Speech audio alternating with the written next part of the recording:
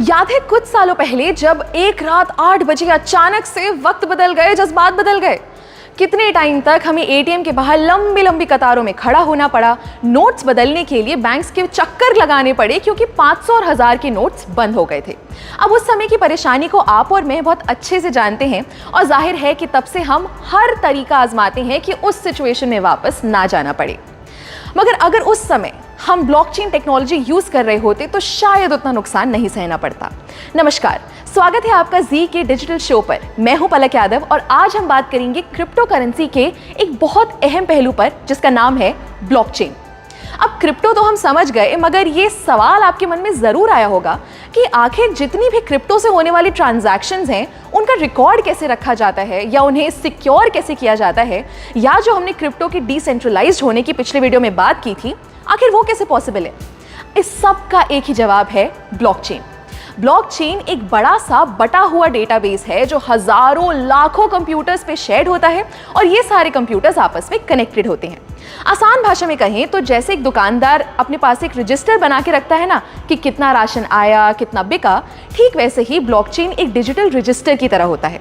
अब वैसे तो ब्लॉकचेन का कई सेक्टर्स में इस्तेमाल हो सकता है, मगर ये हाल ही में सबसे ज्यादा पॉपुलर हुआ क्रिप्टो करेंसी से होने वाली ट्रांजैक्शंस के लिए। वैसे तो ब्लॉकचेन एक एक्सपेरिमेंट के तौर पर 1991 में आया था, मगर इसका इस्तेमाल शुरू हुआ 2009 में जब बिटकॉइन आया। जी हाँ, कुछ सुना सुना लगा। सातोशी नाकामोटो ने जब 2009 में बिटकॉइन शुरू किया, तब ही बिटकॉइन के आसपास उन्होंने ब्लॉकचेन का कॉन्सेप्ट यूज किया। चलिए इसको जरा ऐसे समझते हैं। फर्ज कीजिए आपने बिटकॉइन से कुछ खरीदा या बिटकॉइन खरीदा, तो ये जो ट्रांजैक्शन हुई, ये इंफॉर्मेशन एक ब्लॉक के फॉर्म में बन के सेव हो गई। फिर आपने उस बिटकॉइन को बेचा तो फिर से एक ब्लॉक बन गया। अब ऐसे ही आप जितनी बार ट्रांजैक्शंस करेंगे तो उसका एक ब्लॉक बनता जाएगा और वह सारे ब्लॉक्स एक चेन से जुड़ते जाएंगे, इसलिए इसका नाम है ब्लॉकचेन। सिंपल। मगर ये हमारे ट्रांजैक्शन यानी लेन देन के डेटा को सेव कैसे रखता है? हर एक ब्लॉक की अपनी एक आइडेंटिटी होती है। जैसे आप और मेरा फिंगरप्रिंट कभी सेम नहीं हो सकता, वैसे ही हर ब्लॉक को एक की मिलती है जो उसकी अपनी होती है और सबसे अलग होती है।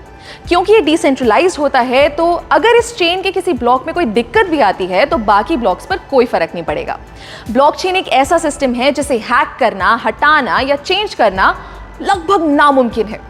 दोस्तों, मानो या ना मानो, ब्लॉकचेन का फ्यूचर बहुत बड़ा है और इसका इस्तेमाल लगभग हर जगह शुरू होने का टाइम दूर नहीं है, क्योंकि इसके बहुत से फायदे हैं। जैसे नंबर 1, क्योंकि डिस्ट्रीब्यूटेड है और इसमें स्टोर्ड जानकारी किसी लाइब्रेरी या सरकारी दफ्तर की तरह एक जगह नहीं रखी जाती। इसको संभालने या मेंटेन करने के लिए किसी मिडिल मैन की जरूरत नहीं है। दूसरा, ब्लॉकचेन एकदम ट्रांसपेरेंट है, यानी आप और मैं कभी भी इसको एक्सेस कर सकते हैं और अपनी ट्रांजैक्शंस पर नजर रख सकते हैं, जिससे फ्रॉड के चांसेस बहुत कम हो जाते हैं। तीसरा, ब्लॉकचेन पर हर इंफॉर्मेशन को बहुत आसानी से ट्रेस किया जा सकता है, यानी पुरानी से पुरानी ट्रांजैक्शन को भी हम देख सकते हैं। चौथा, ये टेक्नोलॉजी एकदम फास्ट है। हर चीज़ का लिखा हुआ रिकॉर्ड बनाने में बहुत टाइम और मेहनत लगती है, मगर वही जानकारी को अगर ब्लॉकचेन के जरिए सेव करें तो वो बहुत आसानी से और बहुत जल्दी हो जाएगा।